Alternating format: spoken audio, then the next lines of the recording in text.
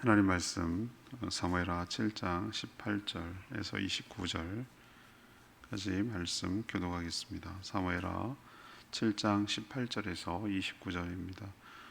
오늘은 9월 16일 금요일 아침입니다. 9월 16일자 본문 사무엘하 7장 18절에서 29절까지 말씀 교독하도록 하겠습니다. 다윗 왕이 여호와 앞에 들어가 앉아서 이르되 주 여호와여 나는 누구이오며 내 집은 무엇이기에 나를 여기까지 이르게 하셨나이까.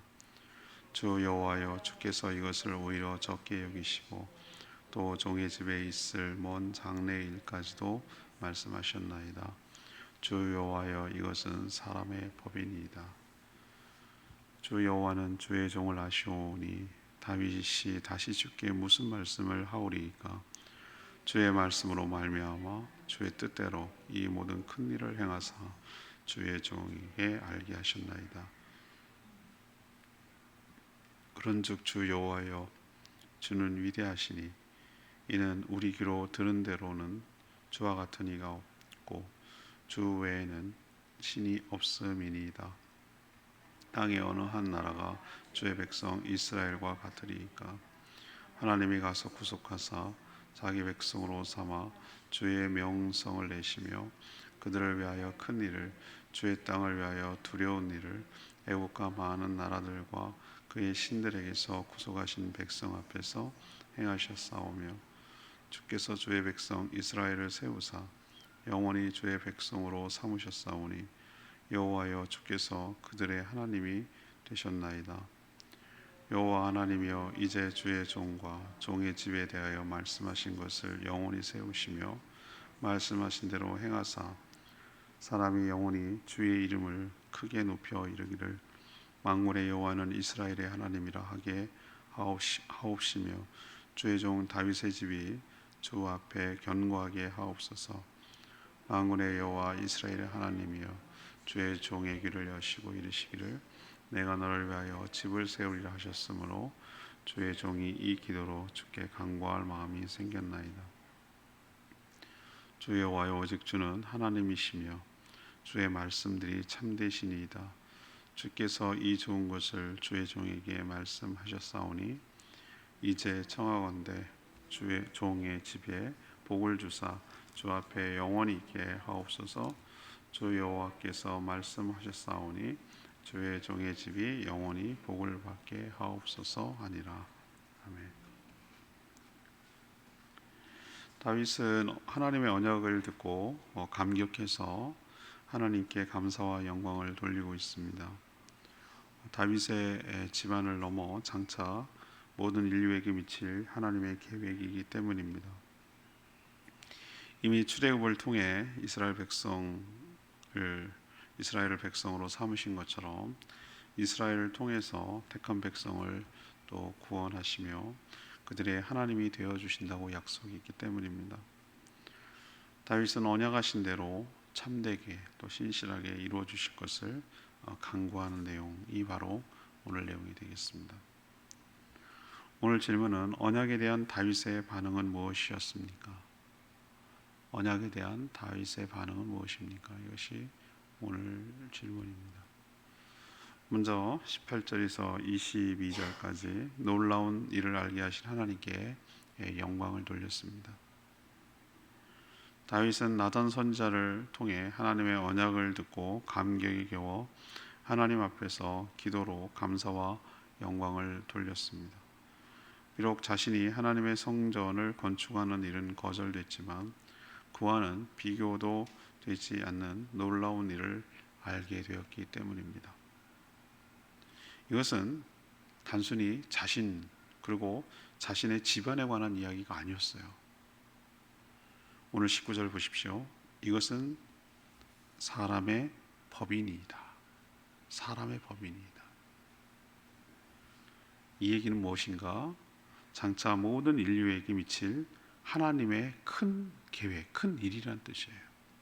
그러니까 자기나 자기 자손만 해당되는 것이 아니고 사람이라면, 인간이라면 누구나 다 적용이 될 사람의 법, 인류의 대강령이라는 의미로 이렇게 표현한 것이에요.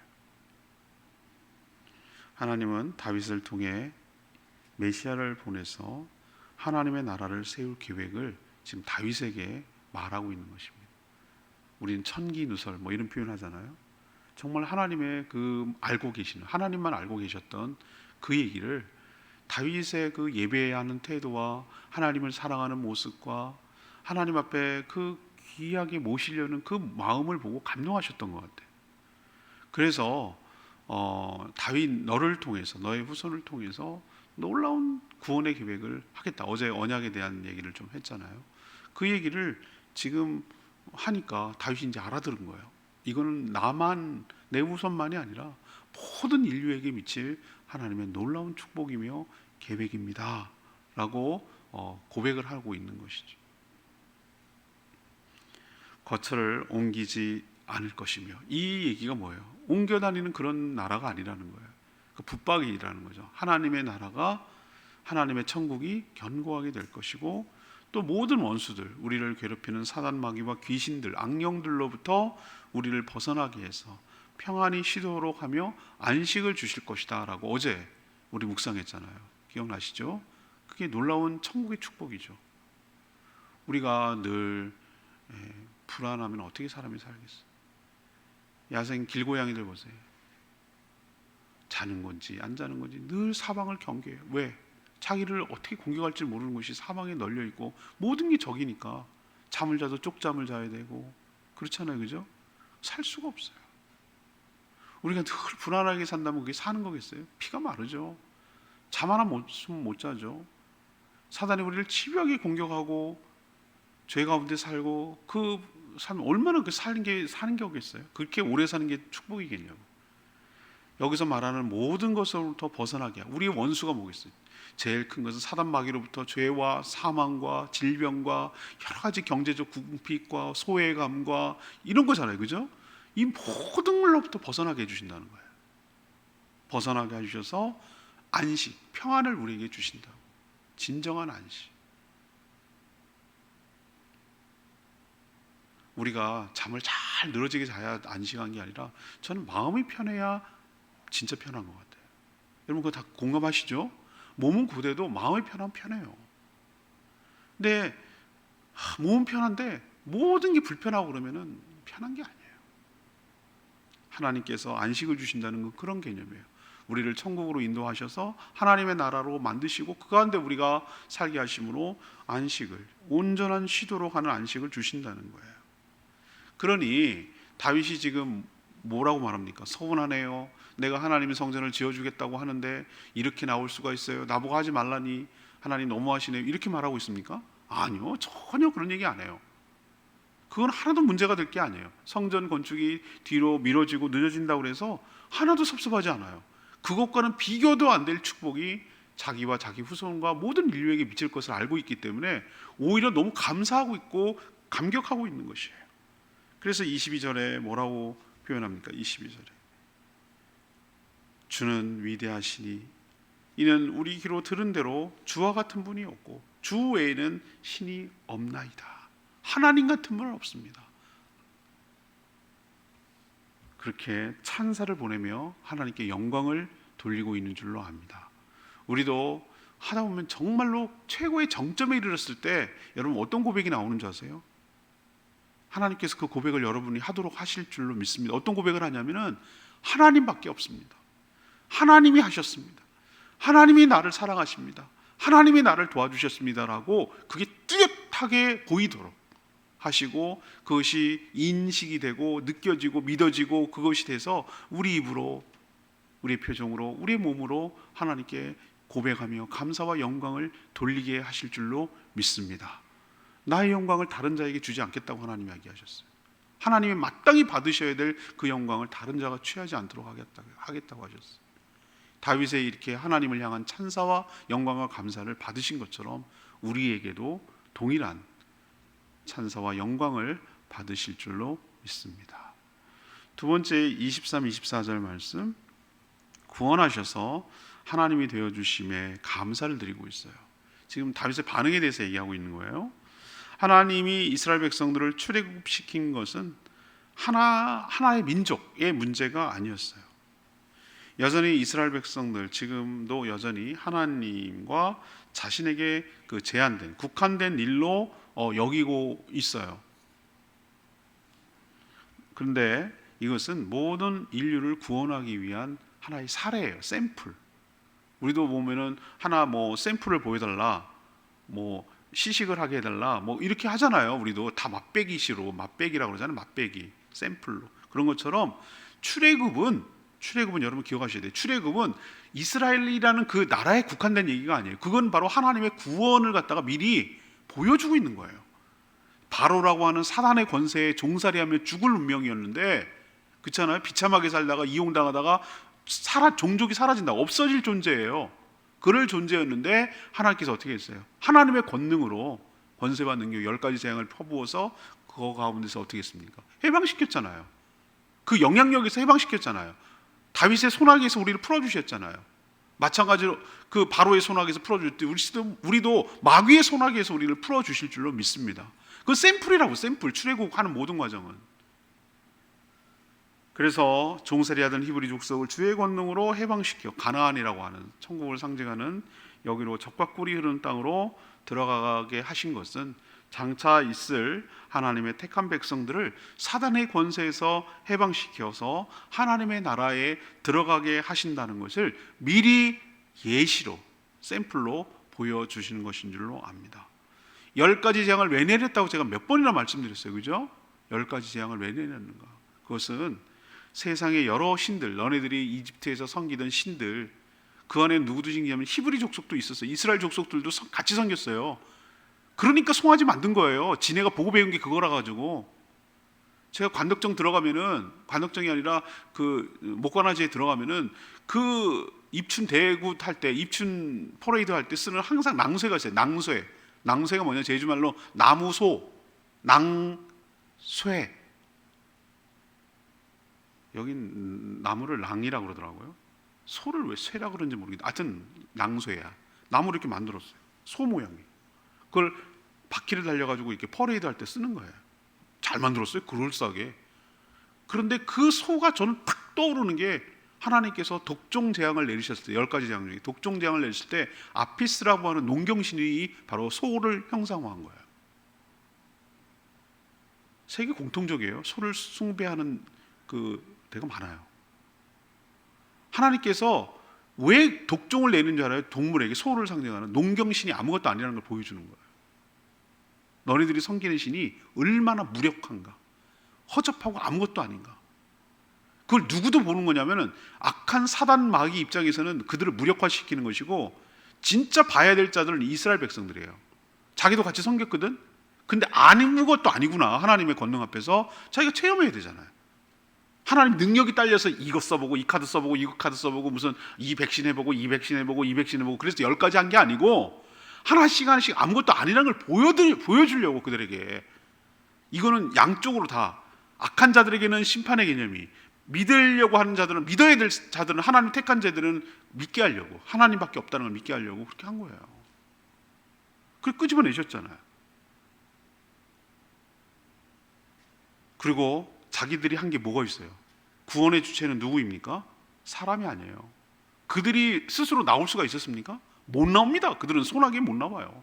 처음엔 자기네들이 봐요. 내가 끄집어내놨더니 한다는 소리가 뭐라고 그래요? 옛날이 좋았어. 옛날에는 부추도 먹었고 고기도 먹었고 이 맛없는 건 뭐냐고 그러고. 이 인간이 원래 배은망덕하거든요. 본질적으로 배은망덕해. 저 그거 보면서 내가 느껴요. 사람이 있잖아요. 웃긴다니까. 호의가 계속되면 권리라고 내가 여러 번 말씀드렸잖아요. 하나님 은혜를 받으면은 나중에 처음엔 너무 감사하다고 막 감격이 사는데 어느 순간에 이 감격이 쓱 말라져 버리고 쓱 올라오는 게 뭐냐면, 그럴만 하니까, 내가 받을만 하니까, 내가 뭔가 한 게 있으니까 받는다고 착각을 하는 거예요. 어느 순간부터 쓱 감사가 사라져, 감격이 사라져요. 그래서 막 자꾸 웃겨. 본전 생각이나 제가 한 게 더 큰 것 같아. 하나님 한 거보다. 인간이 이렇다니까요. 그걸 과거가 더 좋았던 것 같아요. 자유롭고 뭐가 노예가 자유롭습니까? 노예한테 무슨 고기를 줍니까? 노예한테 무슨 부추나 주고 마늘 주고 뭘 줍니까? 주기는 그냥 하는 소리지. 또 다른 불편함이 어떻게 비교가 되겠어요? 광야의 불편함과 그 종살이하던 애굽에서 종살이는 어떻게 비교가 되겠어요? 자유로움과 하나님의 은혜와 보호 속에 살아가는 것과 어떻게 비교가 되겠냐? 그런데도 인간은 항상 그 옛날 걸 추억을 하고 옛날 걸 못 벗어나서 그 악습을 못 벗어나서 계속 거기에 머물고 살고 있는 사람들이 너무 많아요. 아직도 애굽에 살고 있는 사람들이 너무 많다 이 말이에요. 하나님께서 구원은 네가 했냐? 이걸 지금 물으시는 거예요. 하나님이 전적으로 하셨어요. 내가 구원한 게 어디 있어요? 구원 자체가 뭘 의미하는 건 나는 할 수 없는 것을 제3자가 끄집어내는 걸 구원이라고 하는 거예요. 불 속에 막 허부적거리고 있는데 헬기가 떠서 옥상에서 나를 바구니로 끌어낸 그걸 구원했다고 그러는 거예요. 물 속에 허부적거리고 난 죽었는데 날 끄집어내서 인공호흡 해가지고 살려낸 걸 그걸 구원했다고 말하는 거예요. 이집트에 살고 있었는데 죽을 운명이었고 노예였는데 끄집어냈어요. 누가? 하나님이. 사단의 권세 안에 죄 가운데 죽음 가운데 벌벌 떠면서 살고 있는 우리를 하나님의 권능으로 끄집어내신 줄 믿습니다. 구원의 주체는 내가 아니에요. 사람이 아니에요. 하나님이 하셨어요. 하나님이. 근데 하나님이 그걸 왜 하셨습니까? 뭐에 근거에? 하나님 언약. 하나님 약속을 언약이라고 그래요. 언약이 누가? 아브라함과 야곱과 이삭과 야곱과 한 언약, 그 한 약속을 그대로 이행하셨잖아요. 내가 너의 하나님이 되고 너희들은 나의 백성이 되리라. 이 언약 관계 때문에 구원하신 것이에요. 이런 관계는 한 번 일시적이지 않고 영원합니다. 그래서 다윗은 오늘 뭐라고 합니까? 하나님께 뭘 드린다고요? 감사. 우리도 구원의 은혜에 늘 감사하며 하나님이 나 같은 죄인을 구원하여 주시고 나의 하나님이 되어 주신 것에 늘 감사하며 나를 선한 길로 지금도 인도해 가시고 구원의 완성을 위해서 일하고 계시는 하나님께 늘 감사하며 살아가는 저희 모두가 되기를 원합니다. 세 번째는 25절에서 29절 약속하신 언약대로 이루어지시기를 간구하고 있습니다. 다윗은 하나님께서 약속하신 언약대로 이행해 주시길 지금 간구하고 촉구하고 있습니다. 물론 다윗이 간구한다고 해서 하나님의 약속이 무산되지는 않습니다. 하나님은 참되고 신실하신 분이에요. 그럼에도 불구하고 사람은 하나님께 뭐 해야 될 책임이 있죠? 기도해야 할 의무가 있는 줄 압니다. 왜? 그래야 하나님 관계가 더 친밀해지고 신실하신 하나님을 경험함으로 신뢰가 깊어지기 때문에 그래요. 우리도 부모 자식 간에 말 안 해도 부모 자식 간의 관계가 훼손됩니까? 심지어 10년을 안 보고 살아도 부모 자식 간에는 관계가 훼손되는 게 아니에요. 그게 부모 자식 간이에요. 여러분 그렇죠? 화가 나고 속상해서 내가 안 본다 그러고 그래도 관계는 깨지지 않아요. 그렇지만 잘 생각해 보십시오. 그렇게 사는 게 무슨 축복이 유익이 있겠어요? 이왕이면 더 친밀하고 그렇게 사는 게 더 기쁘지 않겠어요? 그죠? 그것이 더 서로에게 기쁨이 되지 않겠어요? 행복하지 않겠어요? 하나님께서 우리가 자녀이기 때문에, 다른 게 아니라 우리가 뭘 해서가 아니에요. 여러분들 착각하면 안 돼요. 자녀이기 때문에 우리를 책임져 주시고 보호하시고 인도하여 주시는 줄로 믿습니다. 우리가 주 안에 있기 때문에 그런 거예요. 주 안에서 우리가 하나님의 자녀가 되어 있기 때문에, 예수가 내 안에 있기 때문에, 나가 아니라 내 안에 있는 예수 그리스도를 보셔서 그 은총을 우리에게 베풀어 주시는 줄로 믿습니다. 그렇지만 관계는 흔들리지 않지만, 보세요. 자녀들도 다 친밀한 자녀가 다르고 애완동물이 있어도 더 살갑게 구는 게 있잖아요. 그죠? 그런 것처럼 하나님 앞에 더 다가서는 게 뭐겠어요? 기도로 다가서는 거죠. 하나님 앞에 더 아뢰고 묻고 아뢰고 이렇게 이게 뭔가 이렇게 하는 게 있을 때 더 친밀해지는 것이죠.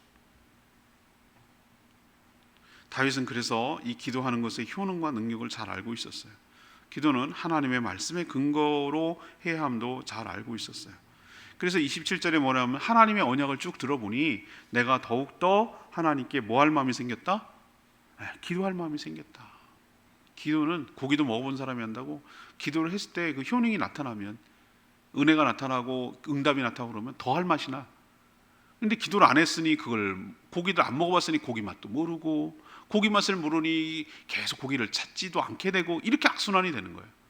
기도를 하면 응답이 되고, 응답되니 어이구 너무 좋구나, 이런 능력이 있구나, 이게 좋은 거구나 라고 생각하고, 또 기도할 마음이 생기고, 또 기도를 하게 되니 또 응답에 대해서 더 큰 은혜를 받게 되고, 그래서 하나님이 더 좋고 하나님이 더 사랑스럽고 하나님과의 친밀해지고 하나님과 더 관계가 깊어지는 그런 선순환이 일어나야 되는데, 안 하니 더 안 하게 되고, 더 안 하니 더 못하게 되고, 이렇게 되는 거예요.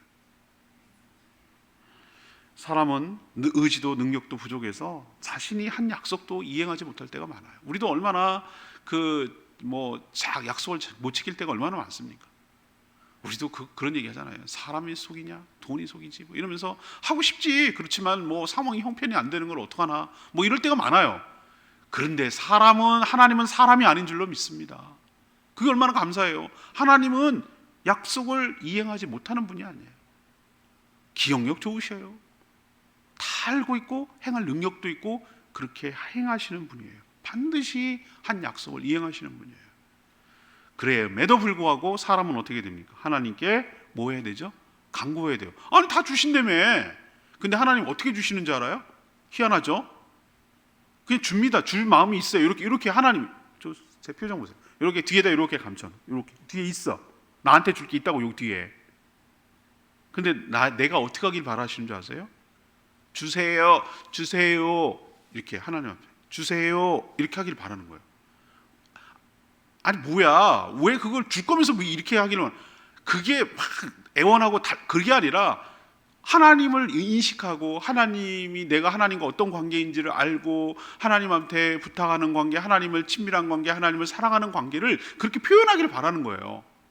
우리도 자식한테 있잖아요. 어떻게 하는 의지하는 거고 주세요. 그러고 뭐 하고 뭐 해달라고 하는 자식한테 줍니다. 여러분 안 주시라 뭔데? 전 줍니다. 애가 뭐가 필요한데 있잖아. 그러면 이제 빙빙 말을 돌리면 이게 뭐가 필요하다는 거거든요. 우리 딸이 그러더라고. 이게 뭐가 이제 클 때 보면은 뭐가 이렇게 말을 갑자기 안 하던 게 애교를 떨면서 아빠 잘 지내? 뭐해? 이렇게 막 나한테 물어요. 그러면 이게 왜 그러지?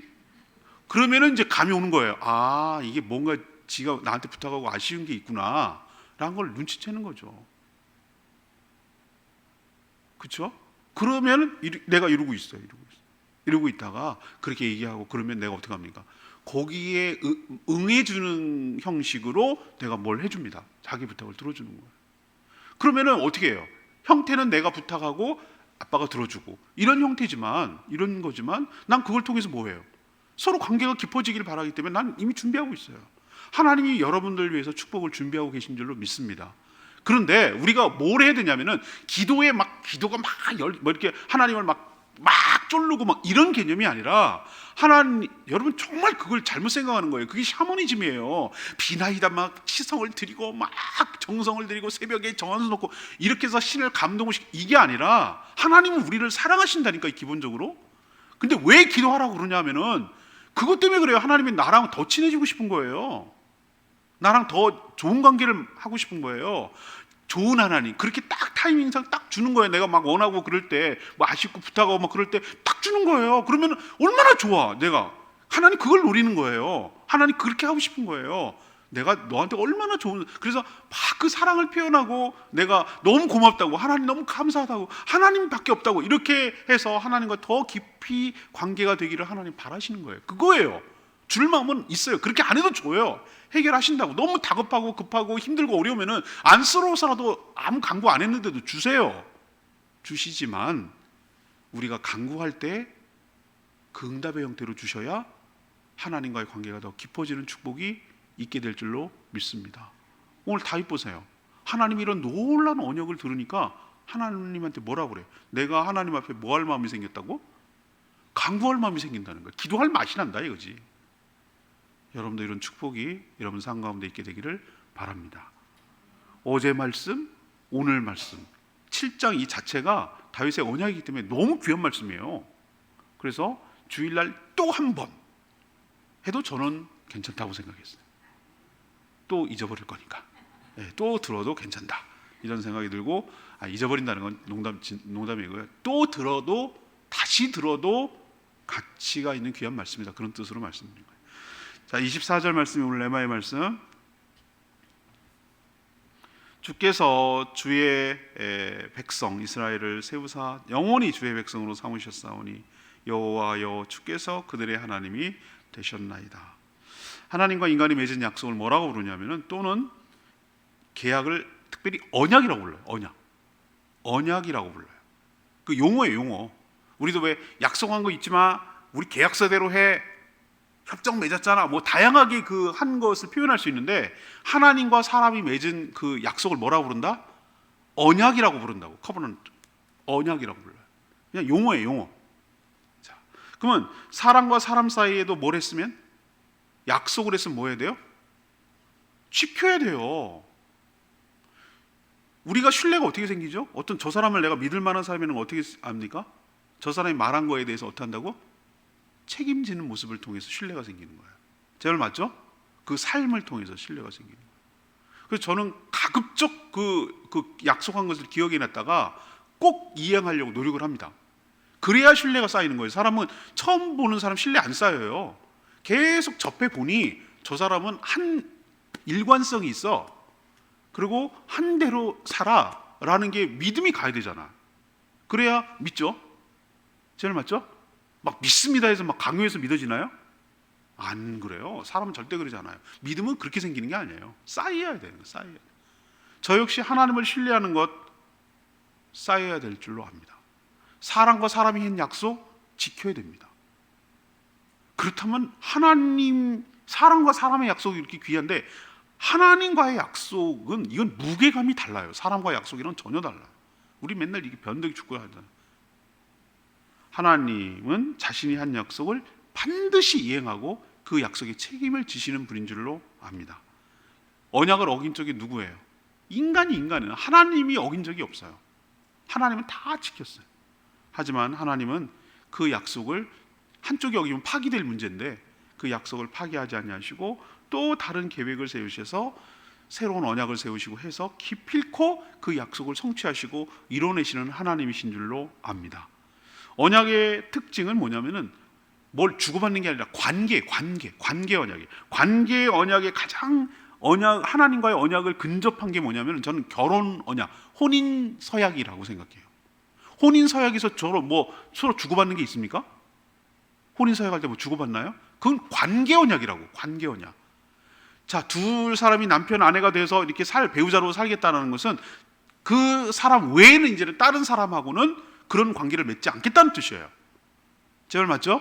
그게 혼인 계약이잖아요. 이게 하나님과의 언약이 가장 그래도 비슷해요. 우리 인간이 알 수 있는 것 중에. 하나님 외에는 다른 신이 없는 줄로 믿습니다. 우리 외에는 하나님의 다른 백성은 없다는 뜻이에요. 하나님 이중류로 쓰지 않는다는 거예요. 우리도 그렇다면 하나님 외에 다른 신은 없다고 생각해야 돼요. 실체도 없거니와 귀신을 하나님이라고 여기지 않겠다라고 우리는 약속한 대로 이행해야 되는 거예요. 우리를 하나님의 백성으로 독점시켜서 우리를 축복하시는데 우리는 그 배신하면 안 돼요. 하나님 밖에 없다라고 생각을 하고 하나님 외에 다른 신은 없음을 시인하고 살아가는 저희들을 돼야 될 줄로 압니다. 왜? 내가 저 여자랑 결혼했어. 이제 아내가 됐어. 그렇다면 다른 여자가 아무리 이쁘고 아무리 그래도 나는 상관없는 사람이야. 제 말 이해하시겠어요? 그거 마찬가지예요. 그건 독점 계약이 된 거예요. 배타적이고 상호 독점적이고 상호 독점적이 맞아요. 서로 독점적인 거예요. 관계가. 이것처럼 하나님과 우리 사이에 뭐가 되냐면은 관계 언약인데, 언약이라는 게 관계인데 독점적인 상호 배타적인 그런 나는 하나님밖에 없고 하나님이 나 유일한 하나님이고 하나님은 나의 유일한 백성이고 우리를 그렇게 여기며 살아가는 것이 언약의 핵심이에요. 우리도 하나님 외에 결혼했는데도 불구하고 배우자가 오빠 옛날 사귀던 오빠 막 그렇게 찾고 뭐 나 몰래 연락하고 그러면 막 화나죠. 집사람 다 불태우고 왔대. 사진 내가 고맙게 생각하고 있어. 결혼하기 전에 다 불태우고 왔대. 고맙죠. 그거 갖고 만약에 몰래 보고 있는 걸 내가 걸렸어 나한테. 그러면 제가 기분이 육하겠어요? 그럴 수 있어. 결혼하기 전에 누구랑 뭐고 결정하고. 그렇지만 결혼하고 나서 얘기가 달라져. 거꾸로 내가 말해 결혼하기 전에는 뭐 이런 저런 자매랑 결혼할 수 있지만 결혼했는데도 잘 지내 동생 뭐 그러면서 이렇게 하면은 아내가 가만히 있겠어요? 마찬가지예요. 똑같아요. 내가 하나님 믿기로 했으면 하나님밖에 없는 거예요. 하나님은 나밖에 없는데 왜 하나님 외에 다른 게 있게 마냐? 그 하나님 사이에 뭘 끼워넣냐고. 하나님 굉장히 기분 나빠요. 거꾸로 생각해 보라고. 언약은 그런 거예요. 그러니 하나님만 사랑하고 하나님만 섬기는 저와 여러분 되기를 소망합니다. 오늘 주일날 얘기 말씀할 거기 때문에 7장 찬양제 부르고 기도하겠습니다.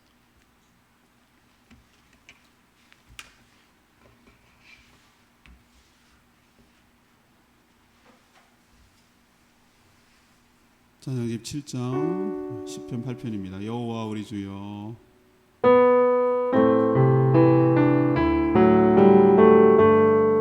여호와 우리 주여, 여호와 우리 주여, 주의 이름이 온 땅에 어찌 그리 아름다운지요, 어찌 그리 아름다운지요. 여호와 우리 주여, 주의 이름이 온 땅에 어찌 그리 아름다운지요, 어찌 그리 아름다운지요. 주의 손가락으로 지으신 주의 하늘과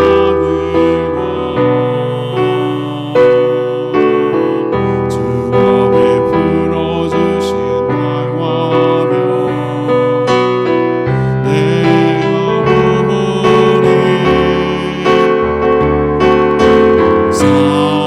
사람이 무엇이었네 주께서서를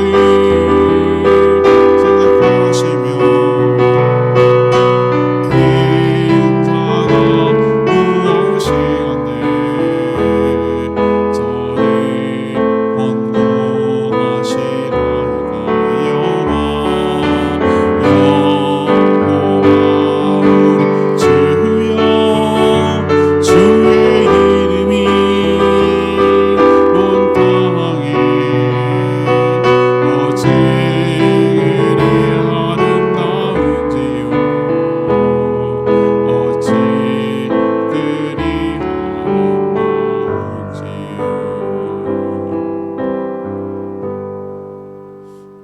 오늘 말씀 듣고 여러분, 하나님 언약에 대한 다윗의 반응이 우리의 반응이 되었으면 좋겠어요. 하나님께 감사와 영광과 또 간구할 마음이 다윗에게 있었던 것처럼 저희도 하나님의 은혜를 알고 하나님의 계획을 알고 하나님의 축복을 알고 다윗과 같은 반응으로 하나님께 보여드렸으면 좋겠어요. 주여 그렇게 살게 해달라고 주의 외치며 기도합니다. 주여 하나님, 여호와 우리 주여, 주의 이름이 온 땅에 어찌 그리 아름다운지요, 어찌 그리 아름다운지요. 여호와 우리 주여, 주의 이름이 온 땅에 어찌 그리 아름다운지요, 어찌 그리 아름다운지요.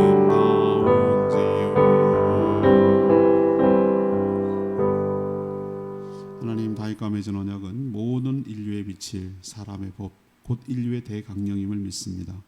이처럼 놀라운 계획을 가지시고 구원하여 주심에 너무 놀랍고 감사와 영광을 돌립니다.